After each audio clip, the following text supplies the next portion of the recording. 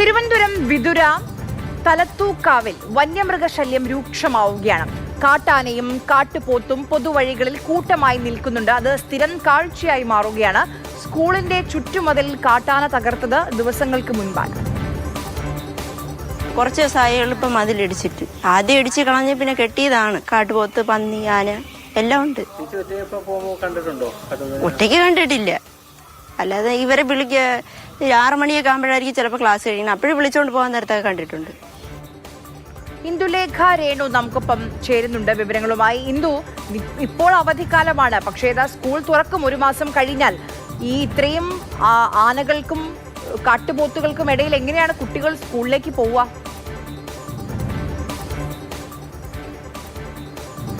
ആര്യ പറഞ്ഞതുപോലെ തന്നെ വലിയൊരു ആശങ്കയിലാണ് ഇവിടുത്തെ ജനങ്ങളെന്ന് നമുക്ക് പറയാം. കാരണം ഒരുപാട് ആളുകൾ തിങ്ങിപ്പാർക്കുന്ന ഒരു ഇടമല്ല എങ്കിൽ കൂടെ നമുക്കറിയാം, പ്രത്യേകിച്ച് ഈ ഉന്നത സെറ്റിൽമെന്റുകളിലേക്കൊക്കെ വരുമ്പോഴത്തേക്കും വിട്ട വീടുകൾ കുറച്ച് വ്യാപിച്ചായിരിക്കും ഈ ഒരു ഇടം കിടക്കുക. അങ്ങനെയുള്ള ഒരു ഇടത്തെ സ്കൂളാണിത്. ഇത് തലത്തൂതക്കാവ് ട്രൈബൽ LP സ്കൂളാണ്, ഗവൺമെന്റ് സ്കൂളാണ്. ഇവിടെ ഏകദേശം 40ഓളം കുഞ്ഞുങ്ങൾ ഈ ഏരിയയിൽ പഠിക്കുന്നുണ്ട്. 1 മുതൽ 4ാം ക്ലാസ് വരെയുള്ള ഒരു സ്കൂളാണിത്. ഈ സ്കൂളിന്റെ ചുറ്റുമതിൽ നമ്മളൊന്ന് ശ്രദ്ധിക്കുകയാണെങ്കിൽ ദൃശ്യങ്ങളിൽ കാണാമെന്ന് ഞാൻ വിശ്വസിക്കുന്നു. നമ്മൾ ഇവിടേക്കൊക്കെ നോക്കുകയാണെങ്കിൽ കാണാൻ സാധിക്കും, പലയിടത്തും മതിൽ പൊളിഞ്ഞു കിടപ്പുണ്ട്. പൊളിഞ്ഞ മതിൽ പലയിടത്തും വീണ്ടും കെട്ടിത്തുടങ്ങിയിരിക്കുന്നത് കാണാം. അത് വീണ്ടും പൊളിഞ്ഞു കിടക്കുന്നത് കാണാം. ഇതൊക്കെ തന്നെ കാടിറങ്ങി വരുന്ന കാട്ടാനക്കൂട്ടം ഇടിച്ച് നശിപ്പിച്ചതാണ്. ഇവിടെ ഈ പരിസരത്തായിട്ട് മരങ്ങളൊക്കെ ഉണ്ട്, മാവും പ്ലാവുകളും ഒക്കെ. അപ്പോൾ അതിൽ നിന്ന് ഫലങ്ങൾ കഴിക്കുന്നതിന് വേണ്ടി ഇവിടേക്ക് എത്തുന്ന കാട്ടാനക്കൂട്ടം നശിപ്പിച്ച ഇടങ്ങളാണ് ഇതൊക്കെ. ഒന്ന് ആലോചിച്ച് നോക്കൂ, കുഞ്ഞുങ്ങൾ പഠിക്കുന്ന ഒരിടമാണ്, തീരെ പ്രായം കുറഞ്ഞ കുട്ടികളാണ്. അപ്പം അങ്ങനെയുള്ള കുട്ടികളുള്ള ഒരു ഇടത്ത് ഇത്രയും സുരക്ഷിതമില്ലായ്മ, അത് ഇവിടെ മാത്രമല്ല കേട്ടോ. ഞാൻ ഈ ഒരു സ്കൂളിന്റെ സാഹചര്യം കാണിച്ചെന്നേ ഉള്ളൂ. ഈ പൊതുവഴികളിൽ പോലും ഇപ്പോൾ ഈ പകൽ സമയമായിട്ട് ഒരു 10 മുതൽ 4 മണി വരെ മാത്രമാണ് ഇതിന്റെ ഒരു ശല്യം ഇവിടെ കുറവായിട്ടുള്ളത്. അതിനു മുൻപോട്ടും അതിനു ശേഷവും ഈ പൊതുവഴികളിൽ പോലും, നമ്മളിങ്ങനെ നടന്നു വരുന്ന വഴികളിൽ പോലും കൂട്ടമായിട്ട് കാട്ടുപോത്തും അതുപോലെ തന്നെ കാട്ടാനയും ഒക്കെ നിൽക്കുന്നത് സ്ഥിരം കാഴ്ചയാണെന്നാണ് ഇവിടുത്തെ നാട്ടുകാർ പറയുന്നത്. ഇവരെല്ലാവരും തന്നെ ഇപ്പോൾ വളരെയധികം ഒരു ആശങ്കയിലാണ് അവരുടെ ജീവിതം മുന്നോട്ട് കൊണ്ടുപോകുന്നത് നമുക്ക് പറയാം. ഇതിനു മുൻപ് ഇതിന് തൊട്ട് അടുത്ത് ഒരു 2 കിലോമീറ്റർ മാറി ഒരു ആദിവാസി ഊരുണ്ട്, ഒരു ഉന്നതിയാണ്. അപ്പം അവിടേക്കൊക്കെ ചെല്ലുകയാണെങ്കിൽ സ്ഥിരം കാഴ്ചയാണ്. യാതൊരു വിധത്തിലുള്ള കൃഷി നടത്താൻ സാധിക്കാത്ത ഒരവസ്ഥ. തെങ്ങ്, കവുങ്ങ്, വാഴ മുതലായവയൊക്കെ ഈ കാട്ടുപോത്തും കാട്ടാനക്കൂട്ടവും ഒക്കെ കുത്തിമറിച്ചിട്ട് നശിപ്പിക്കുകയാണ്. അതായത് കപ്പ കൃഷിയൊക്കെ കാട്ടുപന്നികൾ നശിപ്പിക്കുകയാണ്. അതിൽ നിന്നൊരു വരുമാനം ഉണ്ടാക്കി വിറ്റ് ജീവിക്കാൻ കഴിയാത്ത അവസ്ഥയിലാണ് ഇവരെന്നാണ് ഇപ്പോൾ പറയുന്നത്. മാത്രമല്ല, ഇപ്പം വീടിൻ്റെ പല പരിസരങ്ങളിലും രാത്രി കാലങ്ങളിൽ ഒക്കെ ഈ വന്യമൃഗങ്ങൾ ഇറങ്ങുമ്പോഴത്തേക്കും പേടിച്ച് പടക്കം പൊട്ടിച്ചല്ലെങ്കിൽ തീപ്പന്തം കാട്ടി ഭയപ്പെടുത്തി അതിനെ ഓടിക്കേണ്ട ഒരവസ്ഥയിലൂടെയാണ്. ചേട്ടാ, ഈ വന്യമൃഗം ശല്യം ഈയിടെയായിട്ട് വല്ലാതെ രൂക്ഷമാവുകയാണെന്നാണ് മനസ്സിലാക്കുന്നത് അല്ലേ? നമ്മളെ വിതുര ഗ്രാമപഞ്ചായത്തിലെ ആദിവാസികൾ കൂടുതൽ തിങ്ങിപ്പാർക്കുന്ന ഒരു വാർഡാണ് മണലി വാർഡ്. അപ്പോൾ ഈ മണലി വാർഡിനെ സംബന്ധിച്ചിടത്തോളം വന്യമൃഗ ശല്യം രൂക്ഷമാണ്. 9 ഉന്നതികൾ ഇതിനകത്തുണ്ട്. ആ ഉന്നതികളിൽ ഏക സർക്കാർ സ്കൂളാണ് ഈ തലത്തൂതക്കാവ് സ്കൂൾ. വലിയ ഭീഷണിയിലാണ്. ആദിവാസി കുട്ടികൾ മാത്രമാണ് ഈ സ്കൂളിൽ പഠിക്കുന്നത്. അതുപോലെ തന്നെ ഈ ഉന്നതികളിലേക്ക് എല്ലാ പ്രദേശങ്ങളിലും ആനശല്യം, കാട്ടുപോത്ത്, കാട്ടുപന്നി എന്ന് കൃഷിയും ചെയ്ത് ജീവിക്കാൻ ഒക്കാത്ത ഒരവസ്ഥയിലാണ് ഇന്ന് പോകുന്നത്. ഈ സ്കൂളിനെ സംബന്ധിച്ച് പറയുകയാണെങ്കിൽ ഇപ്പോൾ കഴിഞ്ഞ ഗ്രാമപഞ്ചായത്തിൻ്റെ ഫണ്ട് ഉപയോഗിച്ചാണ് ചുറ്റുമതിൽ കെട്ടിയത്. ചുറ്റുമതിൽ കെട്ടി അതിനുശേഷം 2ാം പ്രാവശ്യമാണ് ഇപ്പോൾ ആന ഈ ഇടിക്കുന്നത്. സന്ധ്യയായി കഴിഞ്ഞാൽ ഈ സ്കൂളിൻ്റെ പരിസരത്ത് നിൽക്കാൻ ഒക്കാത്തൊരവസ്ഥയാണ്. അതുതന്നെ ഇവിടെ പഠനമുറിയുണ്ട്. ഉന്നതിയിലെ കുട്ടികൾ പഠിക്കുന്ന ഏക സംസ്ഥാനത്ത് ആദ്യമായി വന്ന പഠനമുറിയാണ് തലത്തൂതക്കാവ് പഠനമുറി. ഈ പഠനമുറിയിൽ പഠിക്കുന്ന കുട്ടികൾക്ക് 3 മണി മുതൽ 6 മണി വരെയാണ് സർക്കാർ സമയം കൊടുത്തിരിക്കുന്നത്. പക്ഷേ 5 മണി വരെയും ഇവിടെ പഠിപ്പിക്കാൻ ഒക്കാത്തൊരു സാഹചര്യമുണ്ട്.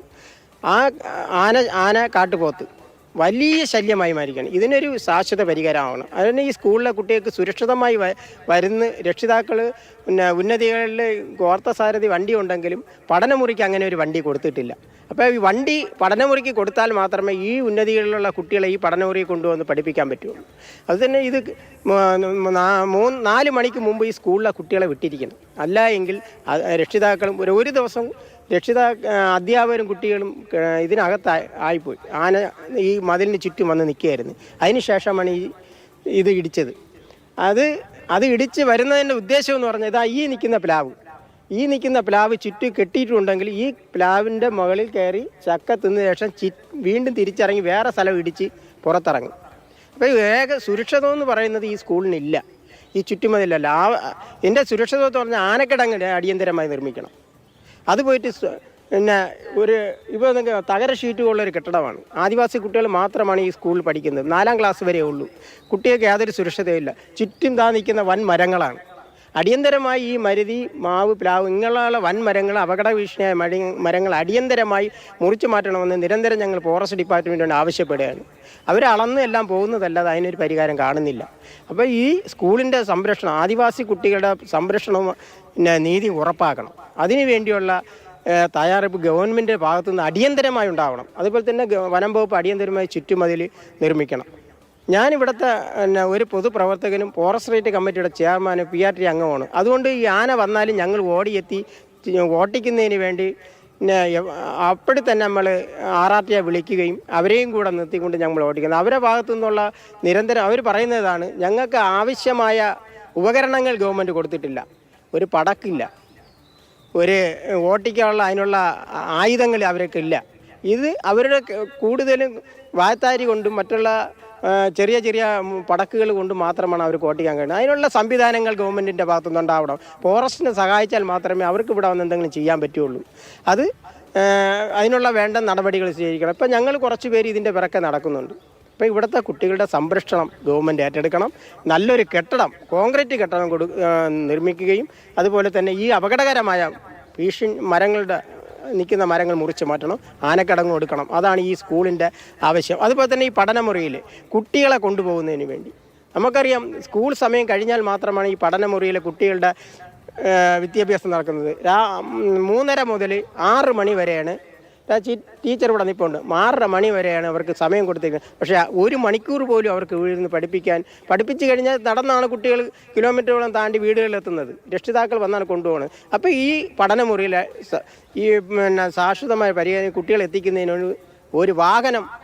അതുതന്നെയാണ് തുടക്കത്തിൽ നമ്മൾ സംസാരിച്ച രഞ്ജിനി, ആൾ ഇവിടുത്തെ ഒരു കുട്ടിയുടെ അതാ ഇവൻ്റെ അമ്മയാണ് തുടക്കത്തിൽ സംസാരിക്കുന്നത് നമ്മൾ കണ്ടത്. ആളും പറഞ്ഞത് ഇങ്ങനെയാണ്, കുറച്ചു മാറി ദൂരെയാണ് വീട്, അവിടേക്ക് പോകണമെങ്കിൽ വീട്ടുകാർ വന്ന് കൂട്ടിക്കൊണ്ട് പോകണം. അത് ഒറ്റയ്ക്ക് പോകാൻ ഭയമാണ്. ഈ കുഞ്ഞുങ്ങളൊക്കെ കാട്ടുമൃഗങ്ങളെ കാണുമ്പോഴത്തേക്കും പേടിച്ച് നിൽക്കുമ്പോഴത്തേക്കും പൊതിഞ്ഞു പിടിച്ച് കൊണ്ടുപോകേണ്ട ഒരു അവസ്ഥയിലാണ് ഇവിടുത്തെ അമ്മമാരും അച്ഛന്മാരും ഒക്കെ ഉള്ളതെന്ന് പറയാം. കാരണം മാത്രമല്ല, കുറച്ച് പ്രായമായ മുതിർന്ന ഹൈസ്കൂളിലൊക്കെ